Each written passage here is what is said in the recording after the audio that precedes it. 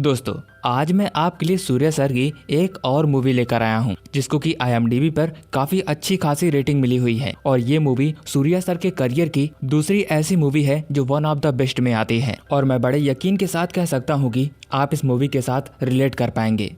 और इस फिल्म की एक और खास बात यह है कि यह एक सत्य घटना पर आधारित है। तो चलिए अब इस वीडियो को शुरू करते हैं। लेकिन वीडियो में आगे बढ़ने से पहले वीडियो को लाइक कर दो और चैनल को सब्सक्राइब कर दो, क्योंकि हम आपके लिए इस चैनल पर ऐसे ही मास्टरपीस कंटेंट लेकर आते रहते हैं। तो उसके लिए सब्सक्राइब करना तो बनता है। तो फिल्म की शुरुआत एक हवाई जहाज से होती है। हम देख पाते हैं कि आसमान में उड़ रहा यह प्लेन काफी ज्यादा परेशानी में है, क्योंकि इस प्लेन का फ्यूल लगभग खत्म हो चुका है। और सबसे बड़ी दिक्कत यह है कि किसी भी एयरपोर्ट पर उसे लैंड करने की इजाजत नहीं दी जा रही है। पायलट को भी अब समझ नहीं आ रहा कि अब क्या किया जाए। तभी पायलट को एक खास आदेश मिलता है कि पास में मौजूद मिलिट्री एरिया के रनवे पर प्लेन को उतार दिया जाए। यह आदेश फिल्म के हीरो मारन की तरफ से होता है। मारन किसी की परमिशन का इंतजार नहीं करता और प्लेन को मिलिट्री एरिया के रनवे पर लैंड कराने का फैसला कर लेता है। इसके बाद वो अपने दोस्त सेबेस्टियन के साथ उस प्लेन के पीछे निकल पड़ता है। दोनों किसी तरह मिलिट्री इलाके में पहुंच जाते हैं, लेकिन प्लेन को जमीन पर उतारते समय प्लेन के साथ एक बुरा हादसा हो जाता है। वह प्लेन नीचे ही क्रैश कर जाता है। तभी वहां मौजूद भारतीय सेना के जवान पहुंच जाते हैं। मारन और उसके साथियों को पकड़ लिया जाता है। अब आखिरकार मारन कौन है और वह ऐसा काम क्यों कर रहा है, इन सब के बारे में हमें पता लगेगा, क्योंकि कहानी अब जा रही है कई साल पीछे, साल 1997 में। यहाँ हम भूमि नाम की एक लड़की को देखते हैं। भूमि अपने परिवार के साथ ट्रेन में सफर कर रही होती है। उसके परिवार वाले भूमि के लिए एक लड़का देखने जा रहे थे, लेकिन भूमि कोई ऐसी लड़की नहीं है जो परिवार के कहने पर शादी कर ले। वह अभी तक लगभग 20 से ज्यादा लड़कों को मना कर चुकी है और 21वें लड़के को वह देखने जा रही है। भूमि का परिवार एक ऐसे गांव में पहुंचता है जहां सुविधाओं के नाम पर कुछ भी नहीं था। गांव काफी सूना और बंजर दिखाई दे रहा था, यहां तक कि वहां पर बिजली भी ठीक से नहीं आती थी। इसी गांव में भूमि अपने पूरे परिवार के साथ मारन के घर पहुंचती है। कुछ देर बाद मारन भी वहां पर आ जाता है। मारन सीधे और साफ शब्दों में भूमि और उसके परिवार को अपनी हालत के बारे में बता देता है।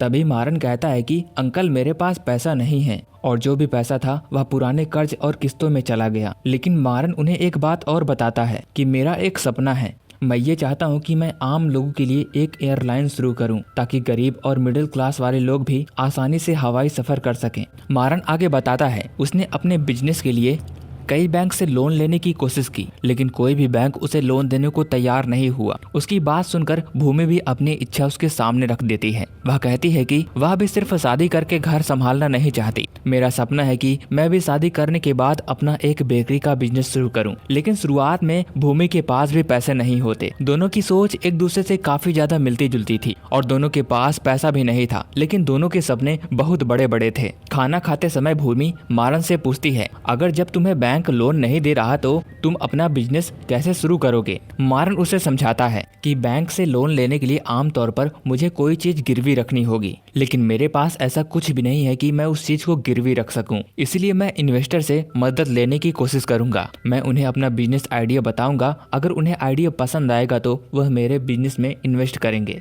यानी कि उसके लिए उसकी जमीन जायदाद नहीं, बल्कि उसका सपना और बिजनेस का आइडिया ही सबसे बड़ी गारंटी होगा। इसी दौरान भूमि की नजर मारन के घर में लगी एक तस्वीर पर पड़ती है और मारन से पूछती है कि ये तस्वीर में कौन है। मारन बताता है कि यह परवेश गोस्वामी है। उन्होंने अपनी मेहनत से GS एयरलाइन का सबसे बड़ा नाम कमाया है और मैं इन्हें अपना आइडियल मानता हूँ। मारन की बात सुनकर भूमि उसके बारे में सोचने लग जाती है। मारन भी भूमि और उसके आत्मविश्वास को लेकर काफी ज्यादा प्रभावित होती है, लेकिन भूमि तुरंत कोई जवाब नहीं देती। वह कहती है कि उसे थोड़ा समय सोचने के लिए चाहिए। रात में भूमि दोबारा मारन से मिलने के लिए आती है। भूमि मारन से पूछती है कि इस गांव में बिजली तक नहीं है और रहने के लिए कोई खास सुविधा भी नहीं है, तो वो यहाँ क्यों रहता है। तब मारन उसे अपने पुराने दिनों की कहानी सुनाता है।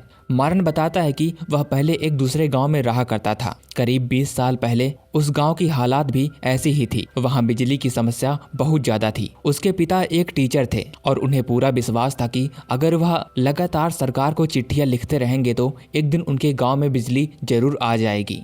इसलिए वह रोज सरकार को एक पत्र लिखते थे। लेकिन गांव की परेशानी सिर्फ बिजली तक सीमित नहीं रही थी, यहाँ तक कि इस गांव के पास ट्रेन भी नहीं रुकती थी। इसी वजह से गांव के लोग कहीं आने जाने के लिए परेशान हो जाया करते थे। एक दिन मारन अपने कुछ दोस्तों और गांव वालों के साथ मिलकर ट्रैक पर बैठकर उनका विरोध करने लगता है। उनका मकसद यह था कि ट्रेन वहां पर रुके और गांव के लोग की परेशानी दूर हो जाए। लेकिन जब वह ट्रेन वहां पर नहीं रुकती तो गुस्से में लोग उस ट्रेन के ऊपर पत्थर फेंकने लगते हैं। इसी दौरान मारन का दोस्त काली घायल हो जाता है। मामला बढ़ने के बाद मारन के पिता उसे पकड़कर घर लेकर आते हैं। घर पहुंचते ही उसके पिता उस पर बहुत ही ज्यादा नाराज होते हैं। वह अपनी पत्नी से कहते हैं, मैं एक शिक्षक हूँ और इसलिए मैं सभी बच्चों को अहिंसा का रास्ता सिखाता हूँ, लेकिन मेरा अपना बेटा खुद हिंसा कर रहा है। मारन भी चुप नहीं रहता। वह अपने पिता से कहता है कि सिर्फ चिट्ठियां लिखने से कुछ नहीं बदलेगा पापा। अगर हमें अपने अधिकार और सुविधाएं चाहिए तो हमें अपनी आवाज उठानी होगी, हमें लड़ना होगा। मारन की बात सुनकर उसके पिता उसे जोरदार थप्पड़ मार देते हैं। मारन भी जवाब में कहता है, आपने मुझे मारकर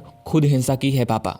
यह बात उसके पिता के दिल पर लग जाती है और वह दुखी होकर घर के अंदर चले जाते हैं। कुछ समय बाद मारन भी वह घर छोड़कर वहां से चला जाता है। घर से निकलने के बाद मारन अपनी जिंदगी में आगे बढ़ने का फैसला करता है। वह सबसे पहले एनडीए ज्वाइन करता है और ट्रेनिंग के बाद एयरफोर्स में शामिल हो जाता है। कुछ समय बाद वह अपनी माँ को चिट्ठी लेकर बताता है कि वह उसके आशीर्वाद से एयरफोर्स में पायलट बन गया है। लेकिन एयरफोर्स की जिंदगी आसान नहीं होती। वहाँ नायडू नाम का एक सीनियर अफसर होता है जो अक्सर मारन को परेशान करता था।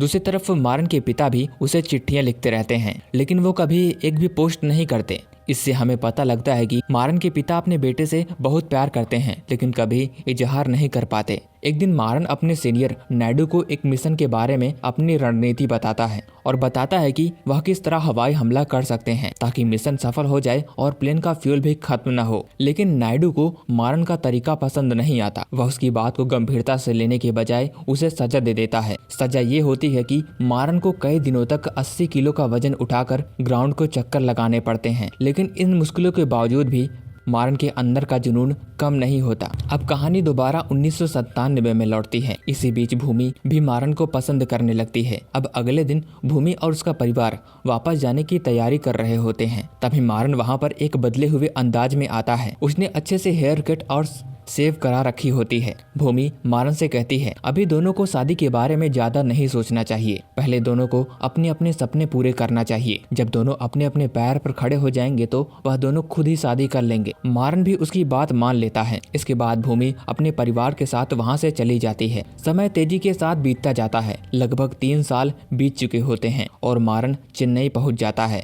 वहाँ मारन सीधे अपने पुराने दोस्त सेबेस्टियन के पास जाता है। सेबेस्टियन भी मारन के साथ एयरपोर्ट में था। दोनों काफी अच्छे दोस्त थे। मारन के सपने को पूरा करने के लिए सेबेस्टियन ने अपनी एयरफोर्स की नौकरी भी छोड़ दी थी। सेबेस्टियन कोडिंग में काफी ज्यादा अच्छा था। अब वह बच्चों को कोडिंग सिखाकर अपना गुजारा कर रहा था। सेबेस्टियन और मारन दोनों मिलकर एक एयरलाइन शुरू करना चाहते थे, लेकिन दोनों को इस एयरलाइन बिजनेस को शुरू करने के लिए पैसों की जरूरत थी। इसलिए वह एयरफोर्स के ऑफिसर नायडू के पास सर्विसमैन लोन लेने के लिए जाते हैं, लेकिन नायडू उनकी मदद करने के बजाय लोन देने से साफ मना कर देता है। मारन इससे काफी ज्यादा गुस्सा हो जाता है और वहाँ से निकल जाता है। इसी दौरान कहानी में चैतन्य नाम के एक किरदार की एंट्री होती है। चैतन्य एयरफोर्स में पायलट है और मारन का काफी अच्छा दोस्त भी है। वह मारन के सपने को अच्छे से समझता है। अब इधर मारन के सामने सबसे बड़ी समस्या यह थी कि वह इतने ज्यादा पैसों को इकट्ठा कहां से कर पाएगा। उसे बैंक से भी मदद नहीं मिल रही, एयरफोर्स से भी कोई भी रास्ता नहीं निकला। फिर मारन अपनी जिंदगी की जमा पूंजी से 20,000 रुपए निकाल लेता है और उन पैसों से एक फ्लाइट का टिकट खरीदता है। लेकिन मारन के लिए यह सिर्फ एक हवाई सफर नहीं था। वह इस सफर के जरिए अपने सपने को एक और कदम आगे बढ़ाना चाहता था। उसे पता था रास्ता बहुत मुश्किल है, लेकिन उसने पीछे हटने का फैसला नहीं किया। अब मारन उसी फ्लाइट में सफर कर रहा होता है जिसमें परवेश गोस्वामी जाने वाले थे। एयरपोर्ट पर उसकी मुलाकात एक महिला प्रेस रिपोर्टर से होती है। मारन उसका सामान ले जाने में उसकी मदद करता है और इसी बहाने दोनों की दोस्ती भी हो जाती है। फ्लाइट में मारन को आखिरकार परवेश गोस्वामी से मिलने का मौका मिलता है। वह अपने आइडियल के सामने बैठकर अपना पूरा बिजनेस का मैप उन्हें सुनाता है। मारन कहता है कि मैं एक ऐसी एयरलाइन शुरू करना चाहता हूं सर, जिसका टिकट बहुत ही ज्यादा सस्ता हो ताकि आम लोग भी इसमें बड़े ही आसानी के साथ सफर कर सकें। मैं उनका सपना पूरा करना चाहता हूं, गरीबों को प्लेन में बैठाना चाहता हूं। मारन परवेश से यह भी कहता है कि अगर वह चाहे तो दोनों मिलकर इस बिजनेस आइडिया के ऊपर काम कर सकते हैं। लेकिन परवेश का जवाब सुनकर मारन के पैरों तले जमीन खिसक जाती है। परवेश कहते हैं कि अगर गरीब लोग भी अमीरों के साथ सफर करने लगेंगे तो अमीर और गरीब में फर्क क्या रह जाएगा। दोस्तों तुरंत आप टाइम स्टैम्प करिए और इस लाइन के बारे में एक शब्द जरूर लिखिए और कमेंट में अपने विचार व्यक्त कीजिए। अब परेश की यह बात सुनकर मारन अंदर से हिल जाता है। मारन उन्हें अपना आदर्श मानता था, अपना आइडियल मानता था, लेकिन परेश यहीं नहीं रुकते बल्कि वह मारन की सोच का मजाक उड़ाते हैं। उनकी यह बातें सुनकर मारन को बहुत ही ज्यादा बुरा लगता है। लेकिन भाई मारन अपने सपने को छोड़ने के बजाय उनका इरादा और भी ज्यादा मजबूत हो जाता है। अब मारन अपना मायूस चेहरा लेकर फ्लाइट से उतर जाता है। फ्लाइट से उतरने के बाद उसकी मुलाकात प्रकाश बाबू नाम के एक आदमी से होती है। प्रकाश बताता है कि वह एक वेंचर कंपनी का प्रमुख है और वो भी उसी फ्लाइट में मौजूद था। उसने मारन की पूरी बातचीत सुनी थी और उसे एयरलाइन वाला बिजनेस काफी ज्यादा पसंद आया। वह मारन से पूछता है कि आखिर वह इतने कम दाम में एयरलाइन कैसे चला पाएगा। मारन प्रकाश को एक छोटे से रेस्टोरेंट में ले जाता है और वहाँ बैठकर वह पूरा बिजनेस उन्हें सुनाता है। वह कहता है कि अगर प्लेन में गैर जरूरी चीजों को कम कर दिया जाए तो टिकट के दाम को काफी ज्यादा नीचे लाया जा सकता है। उसका वह एक एग्जाम्पल भी देता है। जो छोटी फ्लाइट होगी उसमें यात्रियों को मैगजीन और अखबार देने की कोई जरूरत नहीं होगी। स्टाफ की संख्या भी काफी कम रखी जाएगी। जहां एक एयरलाइन एक बार में सिर्फ 2 चक्कर लगाती है, महामारन एक ही प्लेन से दिन में कई ट्रिप कराने की योजना बनाता है और साथ ही साथ वो ये भी बताता है कि स्टाफ की ड्यूटी को इस तरह बदला जाएगा ताकि किसी कर्मचारी के ऊपर कोई भी ज्यादा प्रभाव न पड़े। मारन का प्लान सुनकर प्रकाश बाबू काफी ज्यादा इम्प्रेस हो जाते हैं। वह कहते हैं कि अब ये बात उसे कंपनी के बाकी लोगों को भी समझानी होगी। अगर वह अपने आइडिया पर उन्हें भरोसा दिला पाता है तो उसके सपने को सच करने के लिए पैसा मिल सकता है। इसके बाद मारन अपने दोस्त काली के साथ भूमि से मिलने के लिए उसके घर पहुंचता है। वहां पहुंचकर वह देखता है कि भूमि ने अपना एक छोटा सा बेकरी का बिजनेस शुरू कर दिया है। मारन उससे पूछता है क्या उसने शादी कर ली। भूमि जानबूझकर उससे झूठ बोलती है और कहती है कि मेरी शादी हो चुकी और अभी मेरे 2 बच्चे भी हैं। फिर वह मारन से पूछती है क्या उसने अपनी एयरलाइन शुरू कर ली। मारन कहता है कि अभी उसका सपना पूरा नहीं हुआ लेकिन जल्द ही वह अपनी एयरलाइन शुरू कर लेगा। भूमि उससे कहती है कि उसने अभी तक अपने सफर का पहला पड़ाव पार किया है जबकि मैं अपने सपने से काफी ज्यादा आगे निकल चुकी हूँ। यह बात सुनकर मारन अंदर से दुखी हो जाता है और वहाँ से चला जाता है। गाँव से बाहर निकलने के बाद काली उसे असली बात बताता है कि भूमि ने शादी नहीं की, उसने सिर्फ मारन को परखने के लिए झूठ बोला था। यह सुनकर मारन तुरंत भूमि के पास वापस आता है और उससे शादी करने की बात करता है, लेकिन भूमि कहती है मैं शादी के बाद भी अपना बिजनेस जरूर रखूंगी। साथ ही वो साफ यह भी कहती है एक बार शादी हो जाने के बाद मेरा सब कुछ तुम्हारा हो जाएगा और तुम्हारा सब कुछ मेरा हो जाएगा। अगर मारन को यह शर्त मंजूर है तो मैं शादी करने को तैयार हूँ। मारन किसी बिना हिचकिचाहट के उसकी बात मान लेता है और कुछ समय बाद दोनों की शादी भी हो जाती है। शादी के बाद मारन की माँ भूमि को अपने गहने देती है। वह चाहती है कि भूमि इन गहनों को बेचकर अपना बेकरी का बिजनेस शुरू करे। इसके बाद मारन और भूमि चेन्नई में एक बड़ी दुकान लेते हैं जहां भूमि अपना सपना पूरा करती है। इसकी दूसरी ही तरफ मारन अपने एयरलाइन प्रोजेक्ट पर पूरी ताकत के साथ काम कर रहा था। वह प्रकाश बाबू और उनकी टीम को अपना पूरा प्लान समझाता है। मारन बताता है कि वह एयरलाइन की टिकट सिर्फ बड़े शहरों तक नहीं बल्कि छोटे छोटे गाँव की पोस्ट ऑफिस तक भी पहुँचाना चाहता है। उसका लक्ष्य यह है कि प्लेन का टिकट खरीदना इतना आसान हो जाना चाहिए जैसे कि कोई आदमी रोजमर्रा की चीज खरीद रहा हो। वह टिकट की कीमत बेहद कम रखना चाहता है ताकि गरीब आदमी उसे अफोर्ड कर सके। तभी टीम का एक आदमी मारन के सामने एक सवाल रखता है, एक पुराना प्लेन भी करोड़ों रुपए का आता है तो वह इतने कम पैसे में प्लेन कैसे खरीद पाएगा। मारन बताता है कि वह प्लेन खरीदने के बजाय उसे लीज पर लेगा। उसने अपने रिसर्च के अनुसार बताया कि एक ऐसी कंपनी है जिसका बिजनेस का हाल काफी ज्यादा खराब चल रहा है और वह अपने प्लेन को लीज पर देने के लिए तैयार है। इसके बाद टीम के लोग उससे पूछते हैं कि जब टिकट की कीमत इतनी सस्ती रखी जाएगी तो उन्हें मुनाफा कैसे होगा। मारन उन्हें समझाता है उनका प्लेन ज्यादा समय जमीन पर खड़ा नहीं रहेगा। वह लगातार कई ट्रिप करके ज्यादा से ज्यादा यात्री को सफर कराएगा। इसी वजह से कम कीमत में अच्छी कमाई होगी। उसकी यह बात सुनकर टीम के काफी लोग इम्प्रेस हो जाते हैं। मीटिंग खत्म होने के बाद प्रकाश बाबू मारन को बधाई देता है और बताता है कि टीम के काफी लोग तुम्हारे बिजनेस के ऊपर पैसा लगाने के लिए तैयार हैं। हालांकि पैसे जुटाने में करीब 6 महीने लग जाएंगे। वह मारन को सलाह देता है तब तक वह प्लेन की आइडिया को रोक कर रखे वरना कोई दूसरा इस आइडिया को चुरा सकता है। मारन उसकी बात मान लेता है और घर, जमीन और बाकी की संपत्ति गिरवी रख देता है। किसी तरह करके वह 47 लाख रुपए जुटा लेता है। लेकिन अब एक नई परेशानी सामने आती है। भारत में प्लेन चलाने के लिए जरूरी लाइसेंस भी लेना जरूरी था। इसके लिए मारन DGCA के ऑफिस में पहुंच जाता है। वहां के अधिकारियों से वह मिलता है, लेकिन वहां उसे बार बार टाल दिया जाता है। हर बार कोई नया कारण बताकर उसे इंतजार करने के लिए कहा जाता है। मारन कई हफ्तों तक चक्कर लगाता रहता है और परेशान हो जाता है। तभी मारन को एयरपोर्ट पर मिली पुलिस रिपोर्टर की याद आती है। वह उससे मदद मांगता है और उसके साथ मिलकर राष्ट्रपति एपीजे अब्दुल कलाम से मिलने पहुंच जाता है। मारन उनके सामने अपनी पूरी कहानी रखता है और सपने की वजह बताता है और यहीं से कहानी अतीत में चली जाती है। जब मारन एयरफोर्स में था तभी एक दिन उसकी माँ का फोन आता है। वह बताती हैं कि उसके पिता की तबीयत खराब हो गई है और वह आखिरी समय में मारन को याद कर रहे हैं। माँ उसे जल्द से जल्द घर आने के लिए कहती है। मारन बिना देर किए घर पहुंचने की कोशिश करता है। मारन तुरंत एयरपोर्ट पर पहुंचता है और इकोनॉमी क्लास की टिकट लेने की कोशिश करता है, लेकिन उस समय इकोनॉमी क्लास की सारी सीटें बुक हो चुकी होती हैं। सिर्फ बिजनेस क्लास की सीटें बची होती हैं, लेकिन उसका किराया काफी ज्यादा महंगा होता है, जबकि मारन के पास सिर्फ 6,000 रुपए मौजूद होते हैं। उसे डर होता है कि अगर वह समय पर घर नहीं पहुँच पाया तो शायद वह अपने पिता से आखिरी बार मिल नहीं पाएगा। मारन एयरपोर्ट पर मौजूद लोगों से मदद मांगता है। वह हर किसी से पैसे उधार लेने की विनती करता है और वादा करता है कि वह जल्द ही पैसे वापस कर देगा, लेकिन कोई भी इंसान मारन की मदद नहीं करता।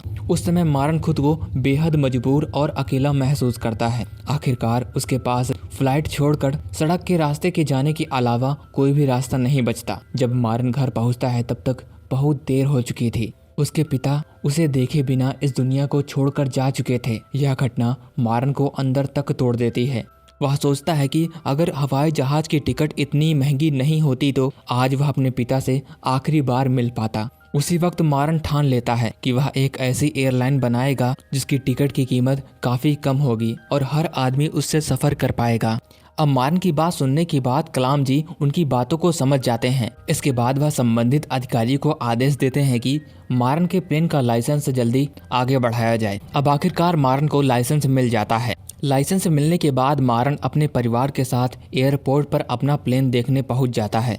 वहां परेश गोस्वामी और विजय माल्या भी मौजूद होते हैं। दोनों एयरलाइन को देखकर उसका मजाक उड़ाते हैं, लेकिन मारन उनकी बातों पर ध्यान नहीं देता। मारन ने अपनी कंपनी का नाम डेक्कन एयरलाइंस रखा हुआ था। अब उसके साथ उसके पुराने दोस्त भी जुड़ जाते हैं। चैतन्य भी एयरफोर्स की नौकरी छोड़कर मारन की कंपनी में उसका हिस्सा बन जाता है। धीरे धीरे टीम तैयार होने लगती है। मारन अपने सपने को जमीन पर उतारने की तैयारी करने लगता है। फिर एक दिन चैतन्य मारन को फोन करता है और उसे एक ऐसी खबर देता है जिससे आगे की पूरी कहानी बदल जाती है। चैतन्य फोन पर बताता है जिस कंपनी ने मारन को प्लेन को लीज पर देने का वादा किया था, अब वह अचानक इस डील से पीछे हट रही है। वजह यह होती है कि डीजीसीए ऑफिसर ने उस कंपनी से प्लेन का पूरा ब्लूप्रिंट मांगा था और इतना ही नहीं, सरकार की तरफ से मारन की कंपनी के ऊपर लगभग 50 लाख रुपए का जुर्माना भी लगा दिया गया है। यह सुनकर मारन के होश उड़ जाते हैं, क्योंकि उसने अपने सपने को पूरा करने के लिए अपना घर, जमीन, जायदाद सब कुछ गिरवी रख दिया था। सारी जमा पूंजी उसने अपने सपने पर लगा दी थी। मारन तुरंत डीजीसीए अफसर से मिलने पहुंच जाता है और पूछता है आखिर उसके प्लेन का ब्लूप्रिंट क्यों मांगा जा रहा है। अफसर कहता है कि इसमें मेरा कोई हाथ नहीं है, सरकार ने यह नियम नया बनाया है और सिर्फ उसी नियम के हिसाब से काम करना पड़ रहा है। लेकिन असली बात कुछ और ही होती है। डीजीसीए अफसर अंदर ही अंदर परेश गोस्वामी के साथ काम करता था और वह किसी तरह करके मारन के रास्ते में जानबूझकर रिकॉर्ड बन रहा था। मारन परेशान होकर प्रकाश बाबू के पास जाता है और उसे पूरी बात समझाता है, लेकिन प्रकाश बाबू भी उसकी मदद करने के बजाय उसे उल्टा ताना मारते हैं और कहते हैं तुम्हें क्या लगा था यह सब इतना आसान होगा। असल में प्रकाश बाबू और परेश गोस्वामी भी साथ मिले हुए थे। इन सभी ने जानबूझकर मारन के लिए एक ऐसा जाल बिछाया था जिस जाल में मारन बुरी तरह फंस चुका था। वह मारन से कहता है कि परेश से तुम सिर्फ 2 मिनट मिले थे और उसने तुम्हें ऐसा सबक सिखाया कि जिंदगी भर तुम कर्ज चुकाते रहोगे। यह सुनकर मारन का गुस्सा 7वें आसमान पर पहुंच जाता है। उसे लगता है कि उसके सालों की मेहनत और पैसा सब कुछ बर्बाद हो गया है। गुस्से में वह सीधे परेश गोस्वामी के घर पहुंच जाता है। वह उससे जवाब मांगना चाहता था और बदला लेने के लिए घर में घुसने की कोशिश करता है, लेकिन सिक्योरिटी गार्ड उसे पकड़कर बाहर कर देता है। कुछ समय बाद मारन टूटे हुए मन से घर लौटता है। वहाँ वह भूमि की माँ को देखता है। भूमि की माँ अपनी बेटी से कह रही थी, हमने पहले ही समझाया था कि इस लड़के से शादी मत करो जिसकी खुद की कमाई ठीक नहीं है, लेकिन तुमने हमारी बात नहीं मानी। भूमि अपनी माँ की बात सुनकर उन्हें चुप रहने के लिए कहती है और वहाँ से जाने के लिए बोलती है, लेकिन मारन ये सारी बातें सुन चुका था। थोड़ी देर बाद भूमि उसके पास आती है और उसे समझाती है कि उसे परेशान होने की कोई जरूरत नहीं है, आज नहीं तो कल सब कुछ ठीक हो जाएगा। वह मारन को एक और रास्ता सुझाती है। भूमि कहती है कि उसके मामा के बच्चे को आईएएस की तैयारी करनी है, अगर मारन उन्हें पढ़ा दे तो उससे कुछ पैसे मिल जाएंगे। वह यह भी कहती है कि उसका बेकरी का काम काफी अच्छा चल रहा है, इसलिए वह घर किसी तरह संभाल लेगी। लेकिन उस वक्त मारन का गुस्सा काबू में नहीं रह पाता। उसे लगता है कि हर कोई उसकी नाकामी का मजाक उड़ा रहा है। गुस्से में मारन भूमि को थप्पड़ मार देता है और घर से चले जाने के लिए कह देता है। बाद में उसका गुस्सा शांत हो जाता है तो उसे अपनी गलती का एहसास होता है। वह भूमि को पूरे घर में ढूंढता है, लेकिन भूमि वहाँ पर कहीं नहीं मिलती।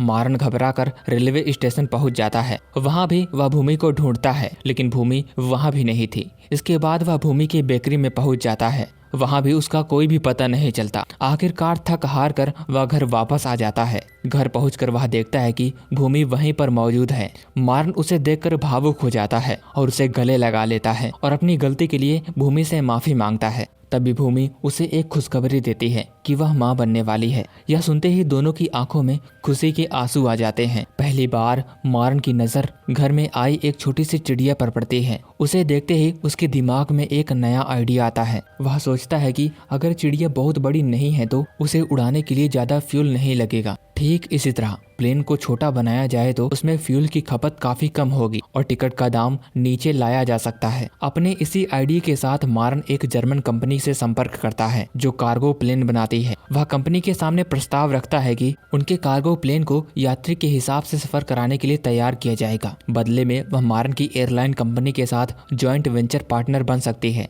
मारन का प्रस्ताव कंपनी को पसंद आता है और उसके साथ काम करने के लिए वह तैयार हो जाते हैं। लेकिन छोटे कार्गो प्लेन के सामने एक और समस्या थी कि वह बिना रुके लंबी दूरी तक नहीं उड़ सकता था। मारन चेन्नई से सीधे दिल्ली तक फ्लाइट चलाना चाहता था, इसीलिए वह बीच बीच में रास्ते में स्टॉप रखने का फैसला करता है। अब प्लेन पहले विजयवाड़ा जाएगा, फिर नागपुर, आखिरकार दिल्ली पहुंच जाएगा। इस तरह छोटे प्लेन का इस्तेमाल करके उसका सपना आगे बढ़ सकता था। इसके बाद मारन भूमि से मिलने के लिए उसकी बेकरी पहुंचता है।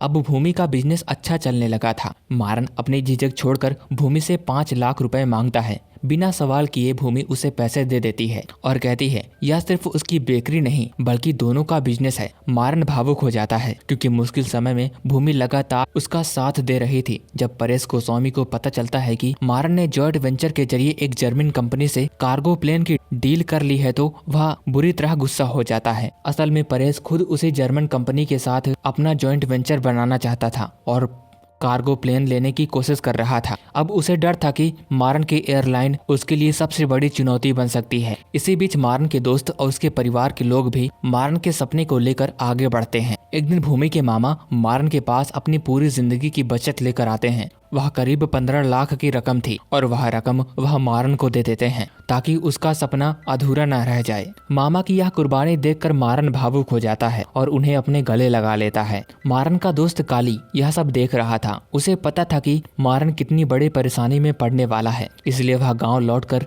वहाँ के लोगों को मारन की हालत के बारे में बताता है। कुछ समय बाद मारन को बैंक से फोन आता है। उसके अकाउंट में लगातार अलग अलग जगह से पैसे डाले जा रहे थे। मारन हैरान होकर पूछता है कि ये पैसे कौन भेज रहा है, लेकिन जब उसे पता चलता है कि ये पैसे उसके गांव के लोग भेज रहे हैं तो वह काफी ज्यादा खुश हो जाता है। वहां से उसे पता चलता है कि गांव के लोगों ने अपनी क्षमता के हिसाब से उसे पैसे दिए हैं। यह सब देखकर मारन की आंखें भर आती हैं। अब सेबेस्टियन टिकट बुकिंग का काम आसान करने का तरीका निकालता है। वह बताता है कि लोग कॉल सेंटर से फोन करके टिकट बुक कर सकते हैं। इसके बाद उन्हें एक PNR नंबर मिलेगा जिसके जरिए वह किसी भी बैंक या सुपरमार्केट से अपनी टिकट हासिल कर सकते हैं। इससे गांव और शहरों के बीच में फ्लाइट की टिकट लेना आसान हो जाएगा। मारन रेलवे से जुड़े अधिकारियों से मिलने जाता है। मारन चाहता था कि टिकट का एक काउंटर उन्हें दे दिया जाए, लेकिन अधिकारी कहता है कि इससे रेलवे को नुकसान हो सकता है। मारन उसे समझाता है जिन लोगों को ट्रेन की सीटें नहीं मिल पाती या फिर वेटिंग में रह जाती है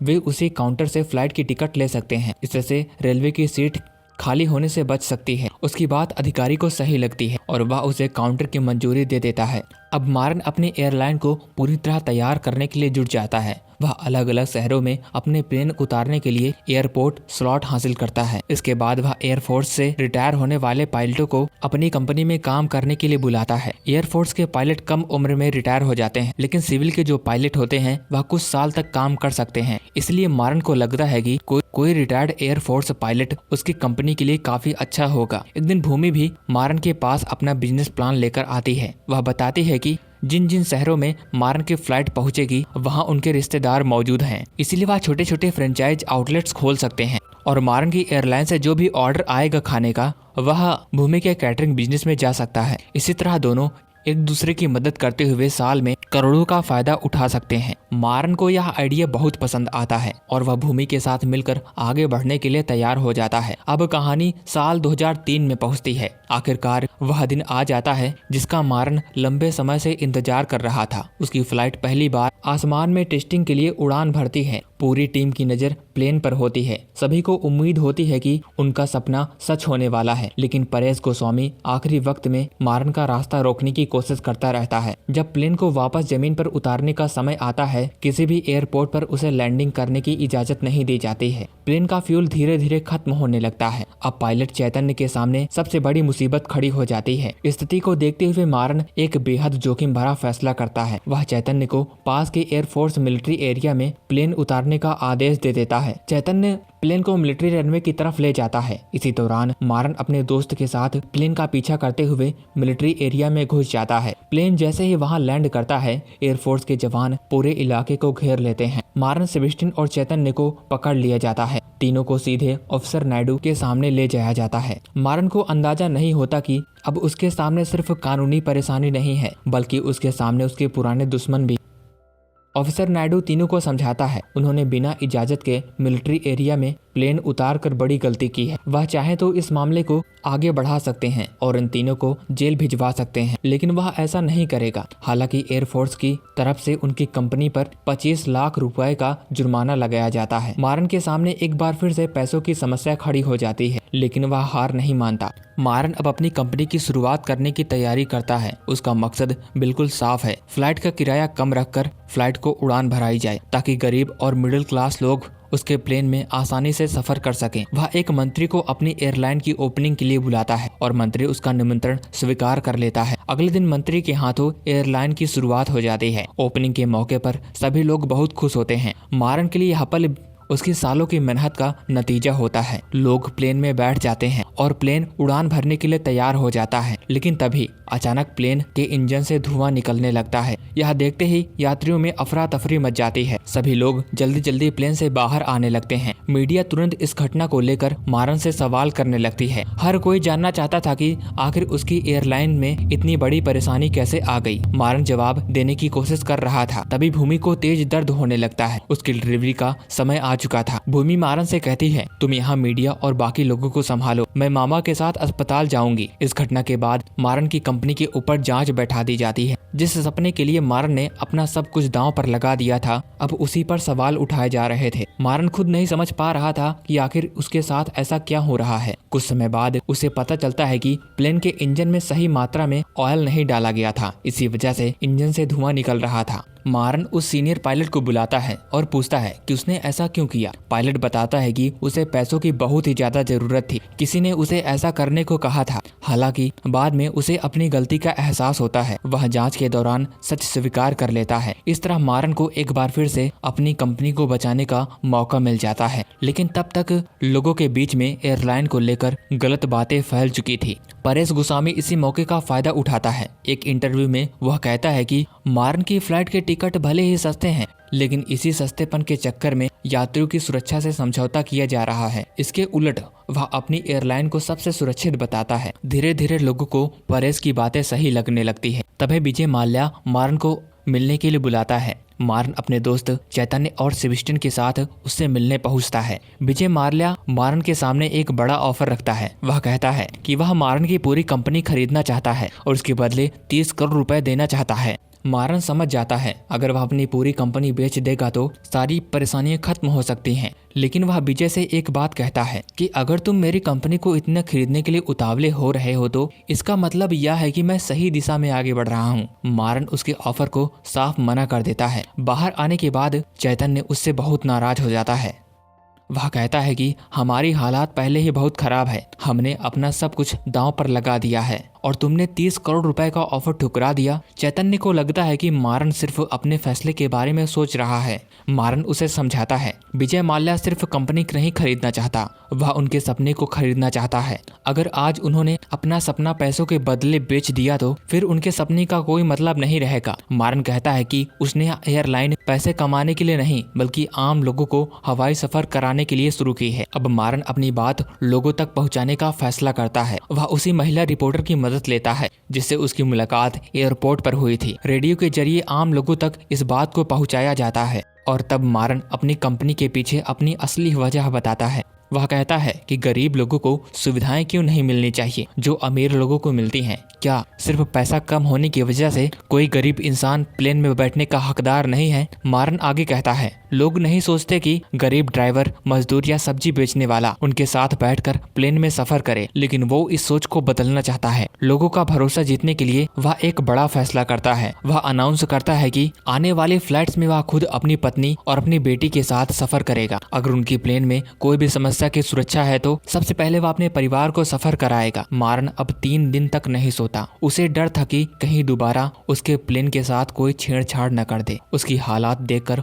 ऑफिसर नायडू अपनी टीम के साथ वहां पर पहुंच जाता है। वह मारन से कहता है कि तुम जाकर आराम करो, प्लेन की सुरक्षा की जिम्मेदारी अब मेरी है। नायडू और उसकी पूरी टीम रात भर प्लेन की निगरानी करती रहती है। अगले दिन मारन अपनी पत्नी और बेटी के साथ फ्लाइट में बैठा है जबकि दूसरी फ्लाइट में उसकी माँ सफर करने वाली होती है। मारन काफी देर तक यात्रियों का इंतजार करता रहता है लेकिन शुरुआत में कोई भी प्लेन में नहीं आता। उसे लगता है कि शायद लोगों का भरोसा पूरी तरह टूट चुका है। वह निराश होकर प्लेन से बाहर निकल आता है। मारन को लगता है कि शायद उसका सपना यहीं खत्म हो गया। तभी सेबेस्टियन दौड़ता हुआ उसके पास आता है और बताता है कि उससे सबसे बड़ी गलती हो गई। लोगों ने टिकट बुक की थी लेकिन तकनीकी समस्या की वजह से टिकटें इस फ्लाइट के लिए कंफर्म नहीं हो पाई। असल में बाकी सभी फ्लाइट्स की टिकट पहले ही भर चुकी थी और मंदूर से चेन्नई और विजयवाड़ा से चेन्नई आने वाली फ्लाइट की सारी टिकटें बिक चुकी थी। यह खबर सुनते ही मारन की आंखों में आंसू आ जाते हैं। उसे समझ आ जाता है कि लोगों ने उसका साथ नहीं छोड़ा। आखिरकार जिस सपने के लिए उसने अपनी पूरी जिंदगी लगा दी थी वही सपना सच होने वाला था।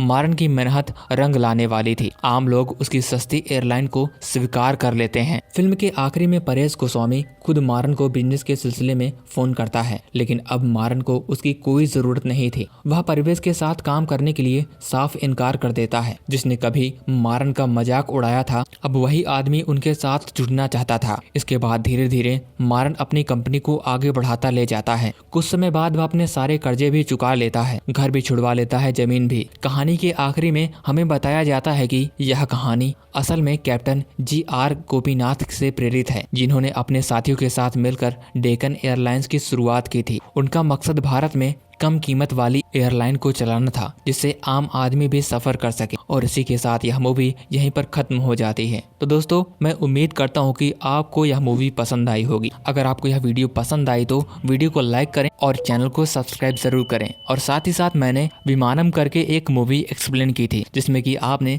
काफी अच्छा खासा रिस्पॉन्स दिया है। अगर आपने उस वीडियो को नहीं देखा तो आप जाकर उसे जरूर चेकआउट कीजिएगा क्योंकि वह मूवी आपको सच में रुला देगी। बाकी मैं मिलता हूँ किसी और वीडियो के साथ और किसी कहानी के साथ। तब तक के लिए till then take care, bye bye.